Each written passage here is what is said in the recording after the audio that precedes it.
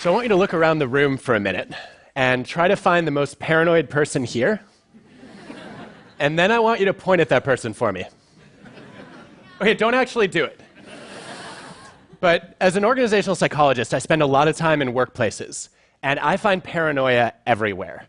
Paranoia is caused by people that I call takers. Takers are self-serving in their interactions. It's all about what can you do for me. The opposite is a giver. It's somebody who approaches most interactions by asking, what can I do for you? And I wanted to give you a chance to think about your own style. We all have moments of giving and taking. Your style is just how you treat most of the people most of the time, your default. So I have a short test that you can take to figure out if you're more of a giver or a taker, and you can take it right now.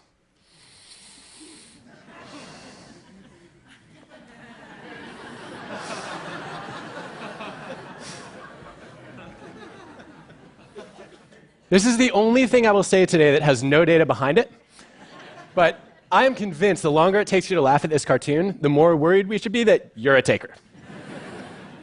Of course, not all takers are narcissists. Some are just givers who got burned one too many times. And then there's another kind of taker that we won't be addressing today, and that's called a psychopath. I was curious, though, about how common these extremes are, and so I surveyed over 30,000 people across industries around the world's cultures. And I found that most people are right in the middle between giving and taking. They choose this third style called matching. If you're a matcher, you try to keep an even balance of give and take, quid pro quo. I'll do something for you if you do something for me. And that seems like a safe way to live your life. But is it the most effective and productive way to live your life? The answer to that question is a very definitive maybe. Now, I studied dozens of organizations, thousands of people. I had engineers measuring their productivity. I looked at medical students' grades, even salespeople's revenue. And unexpectedly, the worst performers in each of these jobs were the givers. The engineers who got the least work done were the ones who did more favors than they got back. They were so busy doing other people's jobs, they literally ran out of time and energy to get their own work completed. In medical school, the lowest grades belong to the students who agree most strongly with statements like, I love helping others, which suggests the doctor you ought to trust is the one who came to med school with no desire to help anybody. And then in sales, too, the lowest revenue accrued to the most generous salespeople. And I actually reached out to one of those salespeople who had a very high giver score, and I asked him, why do you suck at your job? I didn't ask it that way, but what's the cost of generosity in sales? And he said, well, I just care so deeply about my customers that I would never sell them one of our crappy products. So just out of curiosity, how many of you self-identify more as givers than takers or matchers? Raise your hands. Okay, would have been more before we talked about these data. But actually, it turns out there's a twist here, because givers are often sacrificing themselves, but they make their organizations better. We have a huge body of evidence, many, many studies, looking at the frequency of giving behavior that exists in a team or an organization. And the more often people are helping and sharing their knowledge and providing mentoring, the better organizations do on every metric we can measure. Higher profits, customer satisfaction, employee retention, even lower operating expenses. So givers spend a lot of time trying to help other people and improve the team, and then unfortunately they suffer along the way. And I want to talk about what it takes to build cultures where givers actually get to succeed. So I wondered then, if givers are the worst performers, who are the best performers? And let me start with the good news. It's not the takers. Takers tend to rise quickly but also fall quickly in most jobs. And they fall at the hands of matchers. If you're a matcher, you believe in an eye for an eye, a just world. And so when you meet a taker, you feel like it's your mission in life to just punish the hell out of that person. And that way justice gets served. Well, most people are matchers, and that means if you're a taker, it tends to catch up with you eventually. What goes around will come around. And so the logical conclusion is it must be the matchers who are the best performers. But they're not. In every job, in every organization I've ever studied, the best results belong to the givers again. So take a look at some data that I gathered from hundreds of salespeople tracking their revenue. What you can see is that the givers go to both extremes. They make up the majority of the people who bring in the lowest revenue, but also the highest revenue. And the same patterns were true for engineers' productivity and medical students' grades. Givers are overrepresented at the bottom and at the top of every success metric that I can track. Which raises the question, how do we create a world where more of these givers get to excel?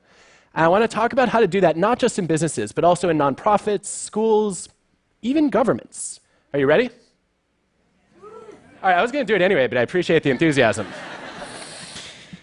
The first thing that's really critical is to recognize that givers are your most valuable people, but if they're not careful, they burn out. So you have to protect the givers in your midst. And I learned a great lesson about this from Fortune's best networker. It's the guy, not the cat. His name is Adam Rifkin. He's a very successful serial entrepreneur who spends a huge amount of his time helping other people. And his secret weapon is the 5-minute favor. Adam said, look, you don't have to be Mother Teresa or Gandhi to be a giver. You just have to find small ways to add large value to other people's lives. And that could be as simple as making an introduction between two people who could benefit from knowing each other.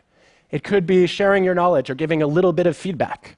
Or it might be even something as basic as saying, you know, I'm going to try to figure out if I can recognize somebody whose work who has gone unnoticed. And those 5-minute favors are really critical to helping givers set boundaries and protect themselves. And the second thing that matters, if you want to build a culture where givers succeed, is you actually need a culture where help-seeking is the norm, where people ask a lot.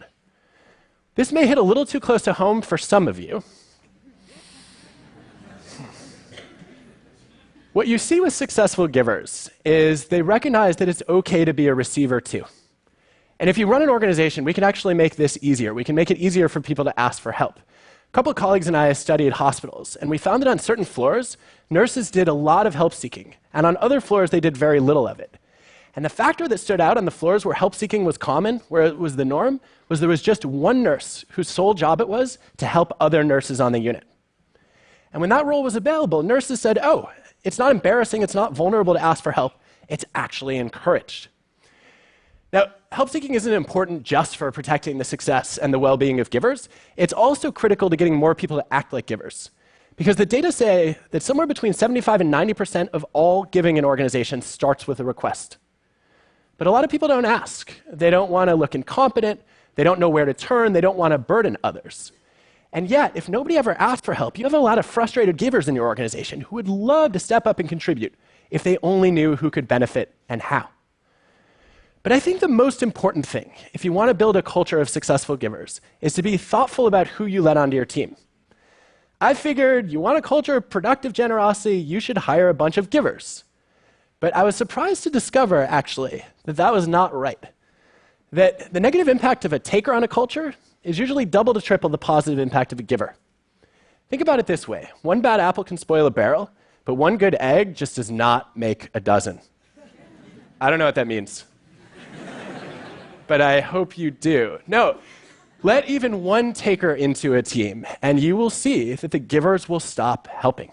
They'll say, I'm surrounded by a bunch of snakes and sharks, why should I contribute? Whereas if you let one giver into a team, you don't get an explosion of generosity. More often, people are like, great, that person can do all our work. So effective hiring and screening and team building is not about bringing in the givers. It's about weeding out the takers. And if you can do that well, you will be left with givers and matchers. The givers will be generous because they don't have to worry about the consequences. And the beauty of the matchers is that they follow the norm. So how do you catch a taker before it's too late?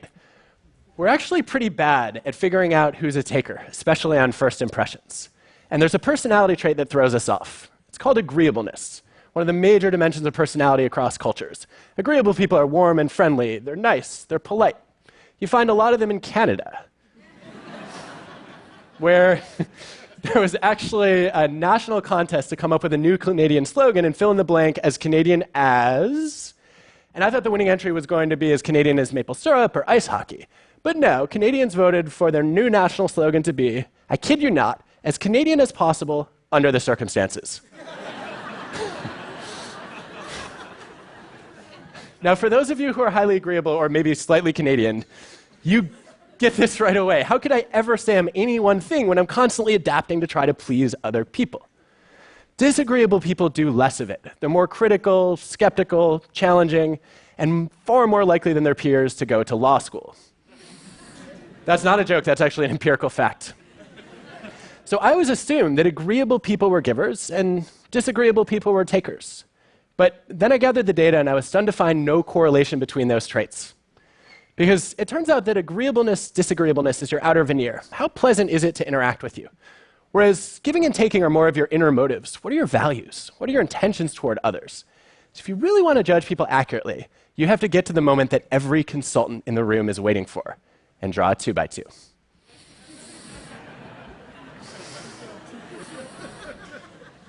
The agreeable givers are easy to spot. They say yes to everything. The disagreeable takers are also recognized quickly, although you might call them by a slightly different name. We forget about the other two combinations. There are disagreeable givers in our organizations. There are people who are gruff and tough on the surface, but underneath have others' best interests at heart. Or as an engineer put it, oh, disagreeable givers, like somebody with a bad user interface, but a great operating system. if that helps you. Disagreeable givers are the most undervalued people in our organizations because they're the ones who give the critical feedback that no one wants to hear, but everyone needs to hear. We need to do a much better job valuing these people as opposed to writing them off early and saying, kind of prickly, must be a selfish taker. The other combination we forget about is the deadly one, the agreeable taker, also known as the faker. This is the person who's nice to your face and then will stab you right in the back. And my favorite way to catch these people in the interview process is to ask the question, can you give me the names of 4 people whose careers you have fundamentally improved? And the takers will give you 4 names, and they will all be more influential than them. Because takers are great at kissing up and then kicking down. Givers are more likely to name people who are below them in a hierarchy, who don't have as much power, who can do them no good. And let's face it, you all know you can learn a lot about character by watching how someone treats their restaurant server or their Uber driver. So if we do all this well, if we can weed takers out of organizations, if we can make it safe to ask for help, if we can protect givers from burnout, and make it okay for them to be ambitious in pursuing their own goals, as well as trying to help other people, we can actually change the way that people define success. Instead of saying it's all about winning a competition, people will realize success is really more about contribution. I believe that the most meaningful way to succeed is to help other people succeed. And if we can spread that belief, we can actually turn paranoia upside down. There's a name for that. It's called pronoia. Pronoia is the delusional belief that other people are plotting your well-being. That they're going around behind your back and saying exceptionally glowing things about you. And the great thing about a culture of givers is that's not a delusion, it's reality. Look, I want to live in a world where givers succeed, and I hope you will help me create that world. Thank you.